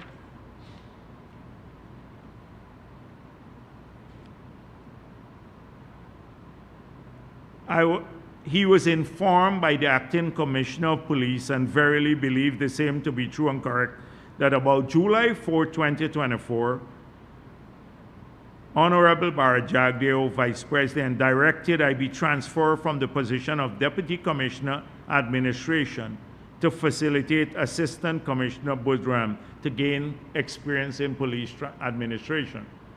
I never spoke with Hickins about any transfer of anyone. I don't deal with the police force on a day-to-day basis. That's one. Two, he claims somewhere in this document that some Miss Hirilal and her husband and Minister Hamilton told him that Hirilal told him that the Vice President already knows that he's anti-government and anti-PPP and will learn soon. I never spoke to Miss Hirilal, never spoke with Miss Hirilal. That's the second thing. And then he claimed, rightfully so, that the press conference, many people thought that there wouldn't have been a SOCU investigation of Brutus because he's so high in the police force. But it's happening now, and you see how it's unfolding. And they're leaving no stone unturned to get to the truth, to the truth. As I said a few weeks ago, let the chips fall where they may. So we wanted to get to the truth. I reported there is a SOCU investigation. So we're going to respond to a lot of these issues here. But the duplicity of it all, the duplicity of it all is this unethical opposition. The same people who are saying that, oh, this man is totally corrupt and the government will not do an independent probe, and now saying, because I speak defending the government's right to do the probe and saying that the government will do an impartial probe to get to the truth, I'm now being vilified by these unethical people, Nigel Hughes and the others. It just shows you. And he appears with the same criminal Rickford Burke on the program. And it tells you a lot about people like Nigel Hughes. He came on the scene hoping to capture the imagination of people that he is new and he is going to galvanize the opposition and cause some groundswell to come behind the AFC and APNU to have a chance at the next elections. And then it went off like a damp squib. Because everybody knows, every single individual in this country knows the track record of Nigel Hughes. His attempt to portray himself as new did not succeed, because twice before, once when they were in opposition but had a one-seat majority in parliament, and then in the period when they were in government, he was chairman of the party, the AFC. They know of the track record. They know of his connection to ExxonMobil when the agreement was signed. They know of his obscene defense of the conflict of interest and what he said, that Exxon interests will prevail above that of Guyana if there is a conflict between the two of them. This is purely obscenity. And so immediately people did not pay much attention. Then he went and discovered pit latrines in the interior, and he made that his new policy now. The champion for pit latrines in the country, abolishing pit latrines. And people realize he's a small issue person. Then he calls for, let's work on a long-term plan. They have nothing, they don't even have ideas. So it's being revealed all along, and he's losing traction. More and more they're losing traction. He went to Linden, expecting the ancestors, as I said before, sent him there, expecting a massive crowd. Nobody showed up. Even Norton laughed at him. And so, guess what he's gone back to now? It just shows the decline. Well, I can't say rise and decline. I'd say flatline and decline, because he didn't rise. Flatline and decline. Guess where he ends up now? In the arm of the lunatic fringes that support them. Lunatic criminal fringes that support them. Bench cop program, Rickford Burke program, hoping to salvage some support.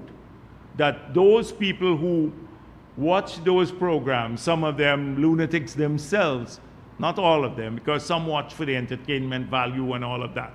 So, the lunatic, and Sherrod Duncan, by the way, and Sherrod Duncan, I should add him to the lunatic fringe.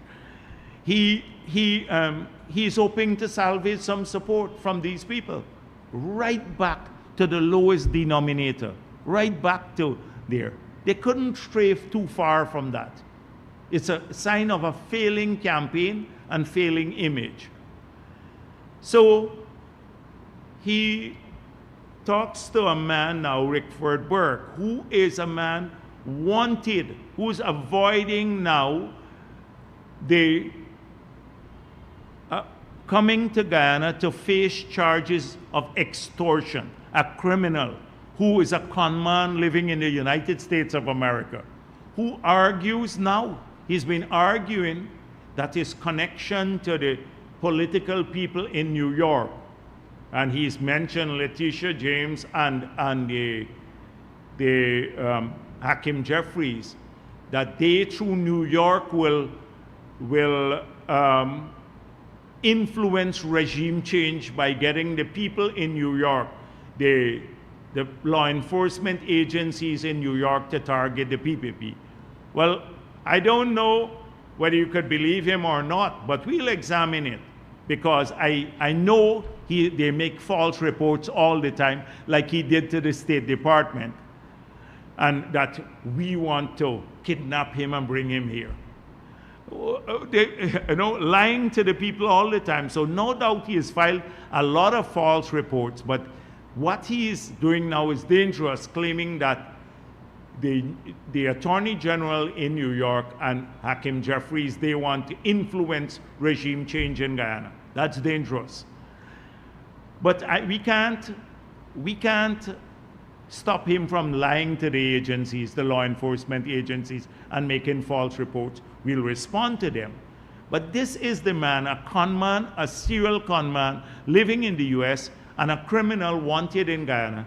That is his political partner. He has to mobilize now for Nigel Lewis. The other one, bench cop. I don't pay too much attention. So I watched Joel Bag one day put something, and then I said, what is this all about? And he said, Jagdeo has several bank accounts in China, and I have a Zaire passport now. So I sent bench cop with his boyfriend to China to open up these bank accounts for me. Because these people can be vile and nasty. If I tell you what I know of bench cop, it gets sickening. He was the reigning queen in the prison for 3 years. And the thing is that people, the prison officers, people were carrying food, they were trying to smuggle in a wig and lipstick for him there. I know that because I was president, they gave me reports. So and he was crying like a baby all the time. One time, and I know how many people came, and then I pardoned him. I pardoned this guy. Crying like a baby all the time in prison. So this bench cop to fabricate all of this about, I got a Zaire passport now. They can make up things. I got a passport from Zaire. I got bank accounts in China. APNU investigated me through Soko and Sarah. They were going to lock me up in 2015. They did all sorts of investigation. That's the man that they are hoping would mobilize support for them. It tells you how low these parties have sunk. The low that AFC and the others. And I saw the Sheriff Duncan going in a vile rant against Craig and Gaskin, because the man got a scholarship. He must forever be grateful to them, the Craig. Well, if the logic persists, the 50,000 people who got scholarships under the PPP, we must think we own them and they have to vote PPP. It's stupid. But those people have more integrity than a Sheriff Duncan. Sheriff Duncan talking about integrity is, I can't find an analogy for it. It's this man who chronicled things. So this is the lunatic fringe that they are consorting with now. They can't go to mainstream. They can't go mainstream. So they have these people, and they hope that the smattering of people that they have who are PPP haters will somehow latch on to them and they may get a couple more viewership. It represents a new low in politics. New low in politics. And it tells you about this moribund, dying campaign from the AFC and PNC. When you have to make these your poster boys, for these lunatics poster boys for your message, then you're in a bad shape. You're in a really bad shape. And they are in a bad shape. They know this too. They'll lose the elections. So On the Calvin Brutus matter, I don't want to say much more. You've seen the charges. We will respond in the affidavit, as I said last week. We'll respond in the affidavit that he has to the charges that he has made in his pleadings before the court. And he will have a chance, like every other Guyanese, including the ones that he put charged as a policeman. He would have a right in court to defend and present all the counter evidence that he has in an impartial process to exonerate himself if he is innocent. He'd be treated fairly in court, the same way he treated people to when he was there. So I don't need to say much more about him. The citizens of this country,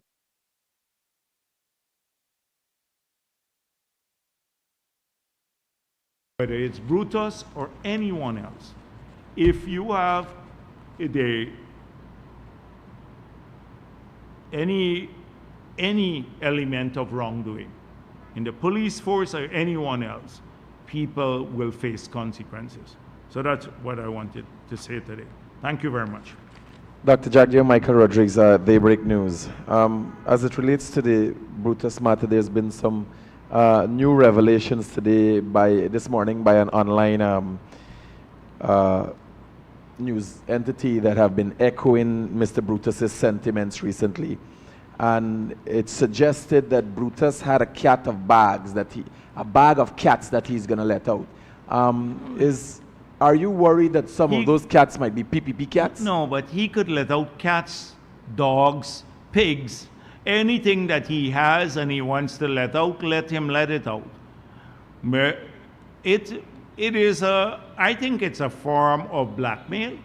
He is hoping that maybe there'd be fear in some quarters in the government that he could say something that's compromising to us, and they would relent on ensuring that justice is served. You got to be thinking again, if that's the case. Whatever he has to let out, he could let out. He could say whatever he wants. We have no fear of whatever he wants to say. So let him say it. I'll deal with it later. I'll deal with it at the appropriate time. But you see us worried about this? We're very calm, and he could say anything. Dr. Jagdeo, secondly, 4 years on after the March the 2nd election that took 5 months to get the results, charges have been laid against a number of individuals. It seems the next election is going to come, and citizens are worried that these same people exist and no justice has been served in fairness and in light of democracy. Yeah. What's the government doing about this and willing to tell the people? It's a reflection of what's going on. As I said, there seems to be two standards in this country. If the case involves anyone from the PPP, they rush through the court system. And then if they involve APNU individuals, PNC individuals, years would pass, nothing comes out of it. And so this question should be best addressed to the Chancellor, because they need to see that fairness is done, that the system is managed fairly. So I'm very concerned about it. But we don't control the judiciary, and therefore we have to live with it. And by the way, I saw former President Trump called a man, John Kelly, low-life. I think it was yesterday. Now, this is a white man calling another white man low-life. Remember when I said Cathy Hughes was a low-life? And I said why? Because of her distortion of my track record as president in relation to the Venezuelan matter, and her own track record in her ministry corruptly awarding contracts to herself. I said, why? I called her a lowlife. They said it was a racist attack, that calling someone a lowlife means you're calling them Afro and stuff like that. But I was interested to see Trump. It was interesting to see President Trump call another white man a lowlife. So you can have lowlives in any race and any religion. If you're a lowlife, you're a lowlife. Vice President, good afternoon. I have a question in relations going back to the cash grant distribution. It's a question that's been asked by many persons, especially those in the diaspora. The question is, can there be proxies being done to uplift the cash grants? No proxies. No proxies. We're not tolerating proxies. Okay, thanks.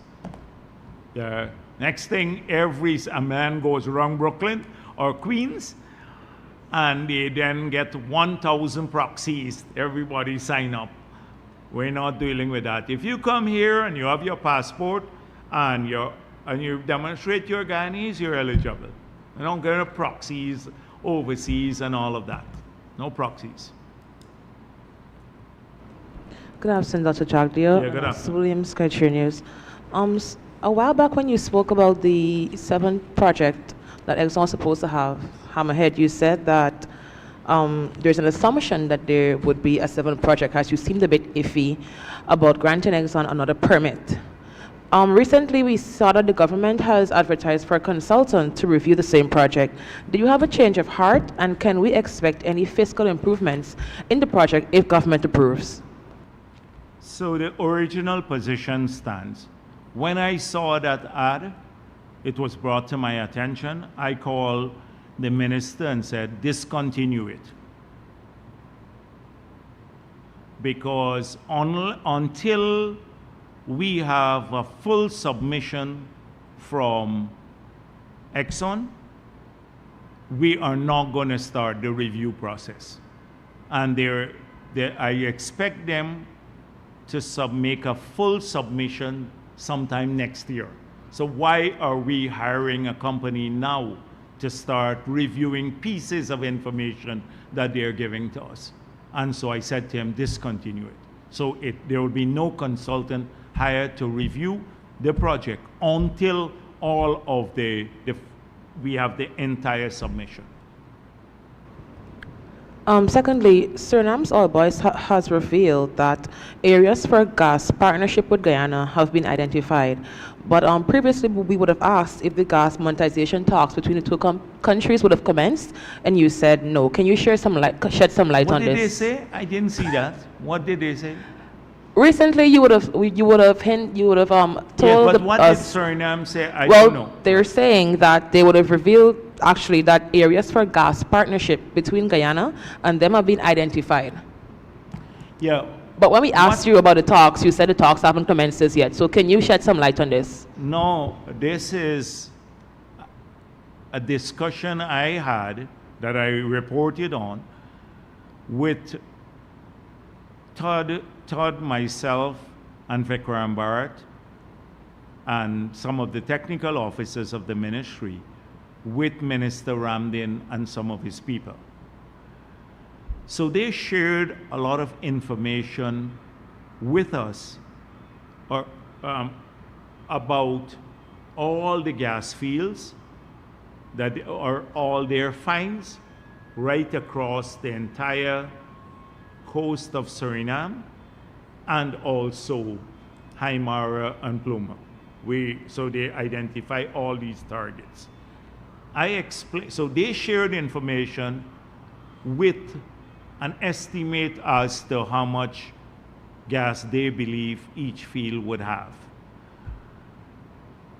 We explained to them the process through which we are now engaged in, which is the tripartite discussion between Fulcrum, the government of Ghana, and Exxon. We indicated that there may be a possibility as part of this to collaborate, or maybe in the future, should this not succeed, that we may be able to do a project involving just Haimara and Pluma with the Suriname fields. But that's all that was discussed. So they did share information with us, but we outlined where we are at this stage. We did not commit to any specific project moving forward, and we said they would keep engaged. The minister was supposed to set up a mechanism through which they would have continuous engagement. But we want them ultimately as a partner if they have gas there, and we build the infrastructure on our side. There and they don't, then the gas fields could be stranded, their gas could be stranded, but they may be able to connect to our processing facilities and supply their gas, which will monetize their gas for them. So we want to keep them in the loop, but at this stage, no specific project has been discussed with Suriname. Good afternoon, Renee Sandwich with Kaiser News. Exxon must relinquish 20% of the Stabroek block this month. Is this on track to happen? Yes, the ministry wrote them about the amount, and as soon as it's done, the ministry will issue a release. So there's a specific amount of land because there's a formula that how it's applied. So if you look at the PSA, you would see the formula. So the ministry has applied the formula. They have a small difference in the number, or a difference in the number, I should say. We believe they should relinquish an X amount, and then we'd have someone study again whether they have to relinquish additional amount based on compliance with that formula. But they have to meet the relinquishment deadline, which is now. Dr. Jagdeo, good day. Cordell Jones from Livewire News. You spoke a bit about David Patterson's comments in relation to how persons would spend their cash grant. Could you address some of the concerns about the appropriate use of the cash grant? Yeah. So it's a very condescending thing, you know. You can express a hope, but for him to say this to a mainly Afro-Guyanese kind of audience, I think it's a condescending sort of thing. Now, when we do the business grant, I jocularly say to people, I hope you all, but there's a mixed groups of people, Indo-Guyanese, Afro-Guyanese. Please don't use it to buy shoe or something like that. You can use it well, but we will not hold it. Nobody will come and shoot you if you use it otherwise. Because I don't believe that the state should really be getting involved. You can advise people. The president came up with a good idea, pooling resources, investing the resources, etc. But we are individuals. We have our own brains. We are a free country. We want to promote that, individual choices. We have that kind of liberal view of how people should live their lives, not with the state telling you what to be done, to do. Jordan said the same thing when he said no cash grant. It will not fly with the government. People would waste the money. You remember, what's the Minister of Agriculture, Holder? He said we couldn't pay the severance pay out now to the workers, although by law they're entitled to their severance because they may waste the money. It's an old APNU kind of Georgetown-based uppity kind of group, condescending, going out to rural folks and poor people in the low-income areas in the city. Oh, we know how to spend your money. People have brain. If they want to spend their money on going to a show, that's their business. I don't care. The choices they make. I would prefer them to do it, use it for something else. But how could you tell a man in this day and age what he must use his money for if you give him the money? And that's the sort of condescension that they often. This is why it's an elitist party. Ordinary Afro-Guyanese don't have any room in the PNC or the AFC. Look at it. They don't have any room. They're just a condescending group of pretend to be sophisticated sort of people.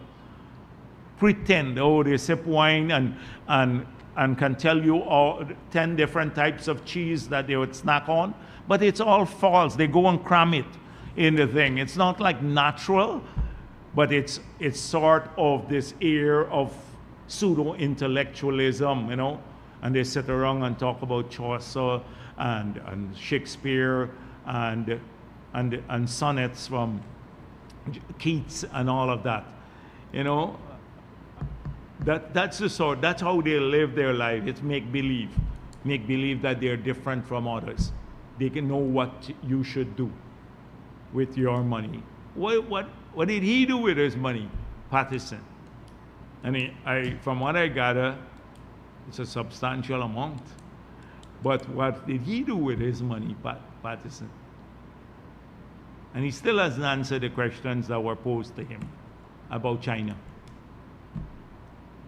You also touched on Nigel Hughes appearing on the Rickford Burke show. Aside from him being wanted in Guyana, Rickford Burke normally uses language that is abusive to Afro-Guyanese. Yeah. Do you think this hurts Nigel Hughes' credibility when it comes to issues about racial discrimination? They're all together because maybe he actually believes that. You know, everybody is a trench cropper. I heard Sherrod Duncan. Sherrod Duncan actually is probably the biggest trench cropper this country has ever produced. And he calls everyone trench cropper. The biggest cropper. We should put him as an exhibit. Maybe, I don't want to say a zoo because now I'm in charge of that project. But an exhibit in the AFC headquarters. Put it in there because that's the zoo itself. So he calling people trench croppers and all of these. So nobody should bother with these people.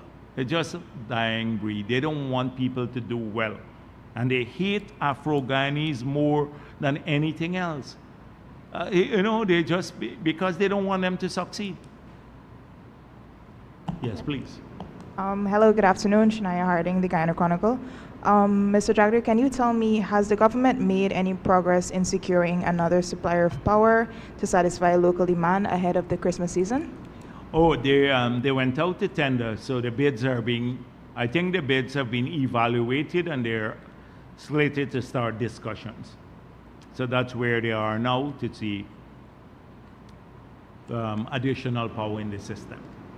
But it's not just the additional generation. A lot of the transmission mains are failing now. The transformers, when you put more power into the system with the old lines there, because remember, nothing much has been done on a lot of the lines. So a lot of that is failing. And then a lot of the civil works they're doing too are leading to some disruptions, because when they're building a road or excavating, sometimes they have to shut off the power to remove the posts from the pathway. So we are hit with multiple things at the same time. Later, all of those things, when the roads are completed and stuff, you wouldn't have to remove again. But so there are multiple things. Every day I'm on their case. Because on the East Coast, I live and I see almost like 2 times a day we get it. I don't know if it's other parts of the country too, but on the East Coast, sometimes 2-3 times a day, we get blackout, and I'm upset with them. I call something, oh, the feeder went down, this went down. So don't worry, as a consumer of power, I am concerned too, but the demand is great. Good afternoon, Dr. Jagdeo. Shamar Musa, Guyana Chronicle. One thing that has been up in the air since the announcement of this cash grant is whether public servants will still benefit from the annual retroactive salary increases. Can you give a comment on that? Your salary increase and the retroactive salary increase is nothing to do with the cash grant. You're entitled to that once you get your increase in salaries. Like the teachers will get their 10%, and then it will be retroactive to January 1. So they will get, or the public servants will get their pay, and it will all be retroactive to January 1. This doesn't take away any of their salary increase or the retroactivity of their salary increases. All right, you spoke about the development of the app for Yes. the distribution and so on. Can you say how soon this will start? They're doing testing today, but we want to make sure that it's working well before it's launched formally. But these are done by the technical people. So we want the system to be built so we have secure databases, secure ways of cutting the check, verification systems, and all of that, so that only eligible people receive it, which is every Guyanese who is over 18 years old.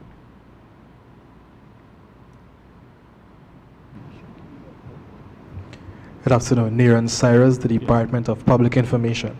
Now, Dr. Jagdeo, last night, it was reported in the media that members of the SWAT team were deployed to Mr. Brutus's house.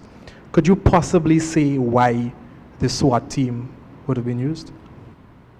I don't know. We don't direct how the police investigate anyone who is charged or arrest anyone who is charged. So I don't know. I saw that in the news. The SWAT team went to his place to arrest him after the DPP said that the charges should be instituted against him. But I suspect that that's how they treat every person who is facing charges now. They'd have to arrest them and then take them before the courts. So, but I don't know. I don't deploy the SWAT team, and I read in the newspapers that it's not newspaper, online, that the SWAT team had been deployed. Good afternoon, Dr. Jagdeo. Luan Williams. You touched on the $100,000 cash grant that will cost the Treasury some $60 billion. It would be over 60 billion. Over yes. 60, okay. My question is the $7 billion budgetary allocation for the cost of living measures included in that, or will that be? Because we were looking at it that now if you go, because some of it may not be in the form of a grant, it may be help to an industry to reduce the cost of living. So we're examining that too. Maybe a part of it would be used for additional help and part towards the cash grant. We haven't made a formal decision on that as yet. That means consultations haven't started. Yes, no, on that. but no. We have gone through now that we have this initiative. It would be an internal decision that we'd have to make. Yes, of course. Josiah Williams, NCN News. You said last week that students who don't have a loan agreement with the student agency will be eligible. Which agencies should they contact for this, or will a special unit be set up to deal with this? Which agencies should they contact? It's the Ministry of Finance. We told the Minister of Finance is out of the country now. We told them they have to oversee this. We don't want the University of Guyana to oversee this. Too many people are complaining that when they go up there, that they're getting a hard time and a push around. And then they would kill a good initiative or frustrate it. The Ministry of Finance has to administer this, set up a separate unit so people can come in there, get it done quickly, get their agreement written off, and then leave the place. And I'll make sure that I follow up again with them. They have to do this urgently, because from what I hear, too many people call me and they go up to UG and then they get this massive run around. And then they undermine the government of Guyana initiative. That's not gonna happen. Okay? So I'm gonna press the Ministry of Finance to set up this parallel mechanism, or not parallel, the mechanism for ensuring that this gets done properly. You just mentioned, sorry, you just mentioned that the government will not review pieces of information in relation to Exxon's 7 project. But recently, Exxon's vice president said that they are hoping to get approval for the 7 project by mid-2025. My question is, do you think that these projects are being submitted for approval and in some cases approved too fast, given that Guyana is just 5 years into the oil industry? No, so I can't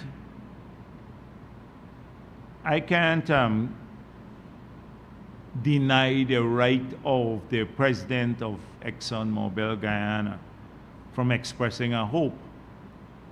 I can tell you what we will do. And so at this point in time, we have made no decision to approve the 7th project.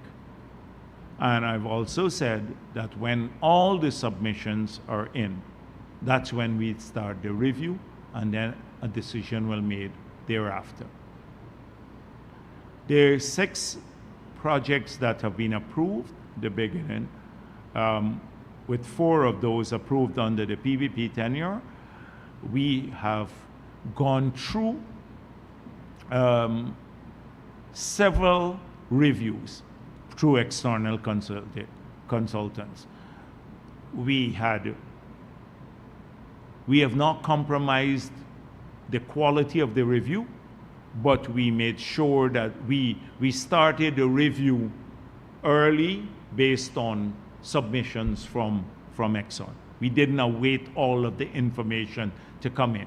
And so they're probably influenced by that. But the approach this time is a very different one. Disclosed that the government plans to have 2 hydropower projects by 2035. However, what? Mr. Robert Prasad. Who? Mr. Robert Prasad. Oh. However, the Amila Falls. 2 hydropower? However, the Amila Falls Hydro project was introduced since 2011 and had been shelved on many occasions. So how do you justify going after a 2nd project? So I don't know. I've not seen what he has said, because right now we believe that the Amila Fall now will come in at maybe 7-8 cents or even below that per kilowatt hour.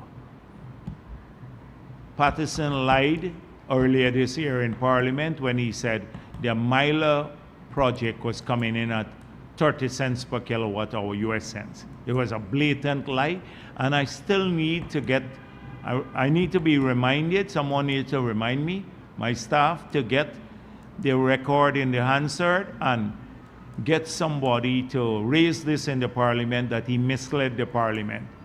So he could be sanctioned for that, misleading the Parliament. But he lied there. It was 10 cents per kilowatt hour. That was when we were tendering it in the past. We believe it could come down lower now. We went out to tender. There are 4 companies that express interest. It's been a long time now, over a year, because we focus on the gas to energy project. We believe we can revisit the Amila, and it will be a feasible project and bring in power at a price that is very competitive.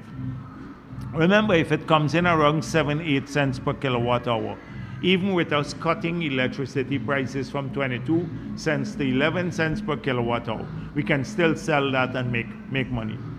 The others, any other project beyond that will be just a conceptual stage or an expression of interest. Nothing beyond Amila in a fixed way has been determined as yet.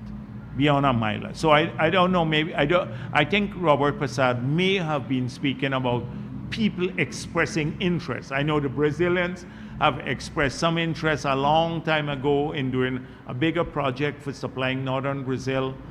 But those have been old projects on the books for a long time.